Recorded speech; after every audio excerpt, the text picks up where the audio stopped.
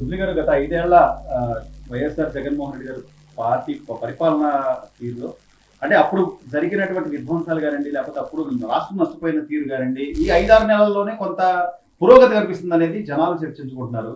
మీరేమంటారు? అంటే ఒక మైనార్టీకి సంబంధించిన హక్కుల పరిరక్షణ సమితి నాయకుడిగా కానివ్వండి, లేదా ప్రజల్లో ఉన్నటువంటి వ్యక్తిగా మీరు గమనించింది. మీడియా మా మైనార్టీ సభ్యుడిగా కాదు కానండి, అందరికన్నా ముందు ఏంటంటే ఆంధ్ర రాష్ట్ర ఒక పౌరుడిగా మీరు చూసుకుంటే కనుక గతంలో అనేకమైనటువంటి కంపెనీలు లాస్ట్కి పెద్ద లూలు మాల్ దగ్గర నుంచి తీసుకొని లోపల వేసిన కడ్రా జాగి కంపెనీ వరకు అన్నీ కూడాను తరలిపోయినాయి. వాడికి వెళ్ళి బెదిరించారు, లేదా దాని తర్వాత ప్రతి చిన్న పెద్ద అంశంలో మాకు వద్దురా బాబు అని చెప్పేసి దండం పెట్టి మరీ పారిపోయారు. ఈ రోజున వరుస కట్టి అందరు కూడాను మాకు ఈ ప్రభుత్వం మీద నమ్మకం ఉంది, ఇది మంచి ప్రభుత్వం అని చెప్పేసి అందరూ కూడాను ఒకదాని తర్వాత ఒకరు ముందుకు వస్తున్నారు.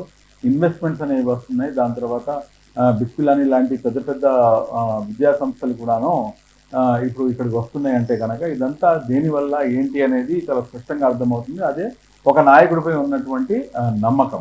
ఆ నమ్మకంతోనే ఇటువంటి అన్ని కూడాను ముందుకు వస్తున్నాయి. కానీ ఇక్కడ మీరు చూసుకుంటే కనుక గతంలో అనేకమైనటువంటి విధ్వంసాలు, ఆ విధ్వంసాల్లో ప్రధానంగా ఏమిటంటే ఒక్కొక్క వ్యవస్థను మేము నిర్మించుకోవడానికి దాదాపు 77 సంవత్సరాలు స్వాతంత్రం వచ్చిన తర్వాత 70-78 సంవత్సరాలు పడితే ఈ రోజున వెరీ సింపుల్గా అన్ని వ్యవస్థలను కూడాను కూకటి వేళ్లతో మొత్తం విధ్వంసం చేసినటువంటి ఘనత వైఎస్ఆర్ కాంగ్రెస్ పార్టీ.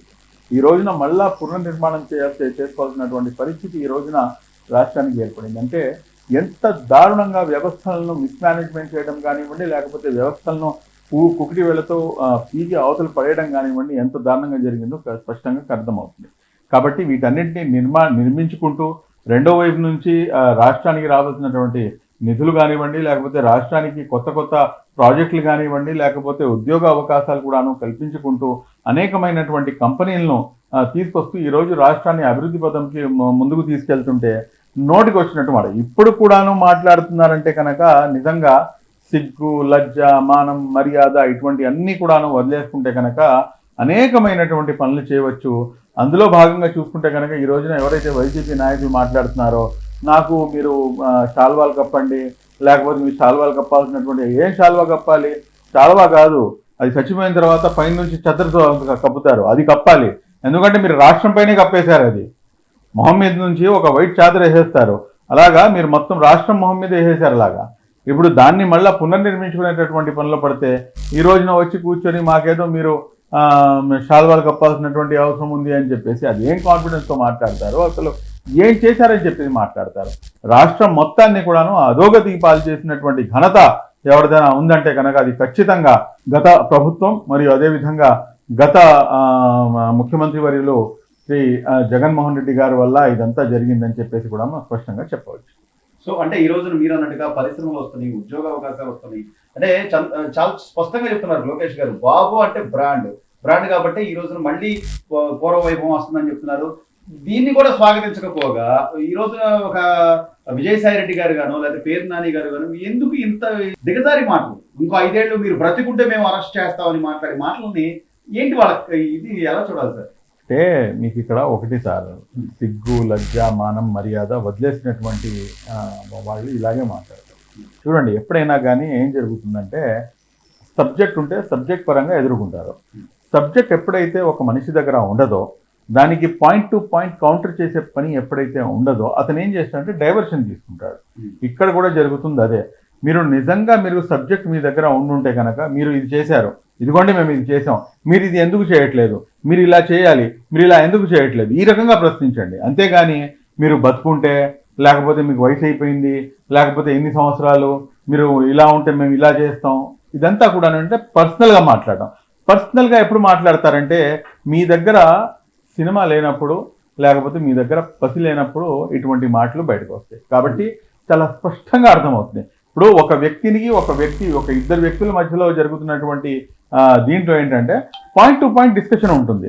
నువ్వు ఇలా ఎందుకు చేయలేదు, ఇలా ఎందుకు చేయలేదని చెప్పి. అంతేగాని అలా కాకుండా డైవర్ట్ అయిపోయి పర్సనల్గా, లేకపోతే కంప్లీట్గా ఏంటంటే వారి యొక్క జీవితాన్ని, వారి యొక్క దీన్ని పర్సనల్ థింగ్స్ని కూడా మీరు లాగి అవతలు పెడుతున్నారంటే కనుక ఖచ్చితంగా దాని అర్థం ఏంటంటే ఆ మనిషిని ఇంకా మీరు జవాబు ఇవ్వలేక ఆ మనిషిని మీరు ఇంకా తట్టుకోలేక, ఆ మనిషితో కాంపిటేట్ పడలేక, ఆ మనిషి చేస్తున్నటువంటి మంచిని మీరు ఓర్వలేక ఇమ్మీడియట్గా ఏంటంటే మీరు డైవర్ట్ అయిపోతారు. ఇది మనిషి నైజం, ఇది సైకాలజీ చెప్తుంది. ఇదే సైకాలజీలోకి ఈ రోజున వైఎస్ జగన్మోహన్ రెడ్డి గారు మరియు ఆయన కంపెనీ మొత్తం బ్యాచ్ మొత్తం కూడాను ఈ రకంగా ఏంటంటే వయసు అయిపోయిందని చెప్పేసి, లేకపోతే ఇంకోటను మొన్న మీరు స్కూల్లో చూశారు కదా, స్కూల్లో వెళ్ళారు మొత్తం దాంతో పాటు కూర్చొని తిన్నారు. ఆయన పెద్ద ఆయన కూర్చున్నటువంటి విధానం ఏదైతే ఉందో ఆ రకంగా వైఎస్ఆర్ కాంగ్రెస్ పార్టీలో కాదు, మా తెలుగుదేశం పార్టీలో మొత్తం రాష్ట్రం మొత్తంలో ఏదైనా నాయకుడిని ఆ రకంగా కూర్చోమని చెప్పండి. సరే, ఆయన వయసు గురించి మాట్లాడే ఆయన ఎవరైతే ఉన్నారో ఆయన్ని కూడా అయినా కనీసం అలా కూర్చోమని చెప్పండి. ఆయన వల్ల కాదు. ఇంకోటి ఇక్కడ గమనించాల్సింది ఏంటంటే వయసు వయసు వయసు అని చెప్పి, ఆ వయసుతో పాటు వచ్చినటువంటి ఏదైతే ఎక్స్పీరియన్స్ ఉంది చూడండి, ఆ ఎక్స్పీరియన్సే ఈరోజు మొత్తం రాష్ట్రాన్ని నిలబెడుతుంది. కాబట్టి అటువంటి వ్యక్తి ఈ రాష్ట్రానికి ముఖ్యమంత్రిగా ఉండటం, నారా చంద్రబాబు నాయుడు గారి ఆయన యొక్క ఏదైతే దూరదృష్టి ఉందో ఆ దూరదృష్టి మొత్తాన్ని కూడాను ఈరోజు తీసుకొచ్చి ఆయన ముందుకు పెట్టడం జరుగుతుంది. కాబట్టి రాష్ట్రం సస్యశ్యామలంగా ముందుకు అభివృద్ధి దిశ వైపుకి వెళ్తుంది అని చెప్పడంలో ఏమాత్రం అస్సలు తెలియదు. వీళ్ళు చెప్తున్నటువంటి మాటలు ఇవన్నీ కూడాను తాటగా చెప్పుళ్ళు అంటారు కదా, అటువంటివే. వీటికి ఏంటంటే మీరు నిజంగా మాట్లాడగలిగితే కనుక మీరు గతంలో మీ హయాంలో మీరు ఏం చేశారు, మీరు చేస్తున్నారు కదా, మీకన్నా బాగా మేము చేసాం, మీరు ఎందుకు చేయట్లేదు అని చెప్పేసి మీరు సబ్జెక్ట్ మీద మాట్లాడండి. సబ్జెక్ట్ మీద మాట్లాడకుండా డైవర్ట్ అవుతున్నారంటే కనుక మీ దగ్గర సమాధానం లేదని చెప్పేసి స్పష్టంగా అర్థమవుతుంది. చివరిగా శుభ్రి గారు, గత 5 ఏళ్ల కాలంలో అమరావతి రాజధాని సమాధి అన్నారు, లేకపోతే శ్మశానం అన్నారు, ఎంతో అంటే దాని విధ్వంసానికి అప్పుడున్న మంత్రులు కానీ లేకపోతే రాష్ట్ర ముఖ్యమంత్రి కానీ చేయని ప్రయత్నాలు లేవని జనాలకు కూడా తెలుసు అప్పుడున్నటువంటి పరిస్థితులు.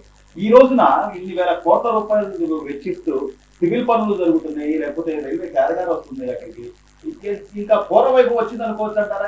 ముందు రాష్ట్రానికి క్యాపిటల్ గా అమరావతి దేదీప్యమానంగా వెలుగొందుద్ది అనుకోవచ్చు.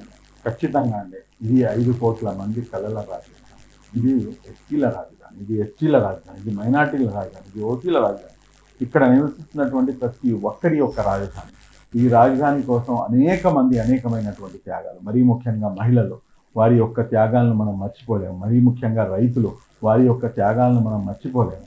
వాళ్ళు చేసినటువంటి పోరాటం ఒక స్ఫూర్తిదాయకమైనటువంటి పోరాటం. వాళ్ళు చేసినటువంటి పాదయాత్ర, వారు చేసినటువంటి ప్రతి అంశం కూడా ఒక స్ఫూర్తిదాయకం. ఈ రోజున ఇంతమంది కష్టపడి ఏదైతే ఈ అమరావతి రాజధాని ఉందో, ఈ అమరావతి రాజధానిని మేము ఈ రోజున నిర్మించుకోవడం జరిగింది. ఎన్ని అభాండాలు వేశారు.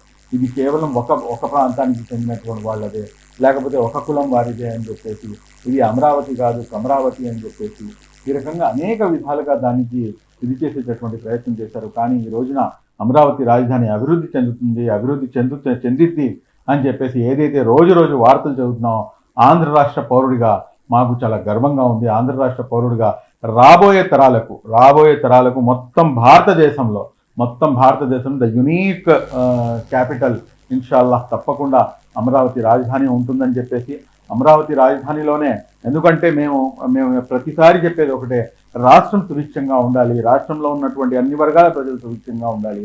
ఏదైతే అమరావతి ప్రాంతం ఉందో అమరావతి ప్రాంతంలో సైతం కూడాను ఈ రోజున మీరు చూసుకుంటే కనుక ముస్లిం మైనారిటీకి సంబంధించినటువంటి అనేకమైనటువంటి ప్రార్థనాలయాలు ఉన్నాయి, అదేవిధంగా అనేకమైనటువంటి దర్గాలు ఉన్నాయి, అనేకమైనటువంటి వారికి చెందినటువంటి ఆస్తులు ఉన్నాయి. కాబట్టి రాబోయే తరానికి ఒక పెద్ద చిహ్నంగా ఇన్షాల్లా తప్పకుండా గౌరవ నారా చంద్రబాబు నాయుడు గారు కూడాను ఒక ఇస్లామిక్ కల్చర్ సెంటర్ నిర్మించడానికి ఒక 30 నుండి 50 ఎకరాల స్థలం ప్రత్యేకంగా అక్కడ కేటాయించి ఖచ్చితంగా ఏదైతే అన్ని వర్గాలకు ఏ రకంగా అయితే మీరు ప్రాధాన్యత కల్పిస్తున్నారో అదేవిధంగా ముస్లిం మైనారిటీకి సైతం కూడాను ఒక అల్టిమేట్ మాన్యుమెంట్ లాంటిది ఒక కట్టడం. అంటే ఏ రకంగా అయితే తాజ్ మహల్ లేకపోతే చార్మినార్ లేకపోతే కుతుబ్ మినార్ ఏ రకంగా అయితే ఉన్నాయో అటువంటి బ్రహ్మాండమైనటువంటి ఒక నిర్మాణాన్ని సైతం కూడాను మొత్తం ప్రపంచం మొత్తం కూడాను అమరావతి రాజధాని వైపుకి తిరిగి చూడాలి. ఏంటి ఇది, ఇంత ముస్లింలకి ఇక్కడ ఇంత ప్రాధాన్యత ఏంటి అని చెప్పి చూసే విధంగా అటువంటి బహుత్కరమైనటువంటి నిర్మాణాన్ని చేపట్టే విధంగా మాకు ల్యాండ్ కూడాను కేటాయిస్తారని చెప్పేసి ఆశిస్తున్నాము. అమరావతి రాజధాని 5 కోట్ల మంది కళ్ళ రాజధాని.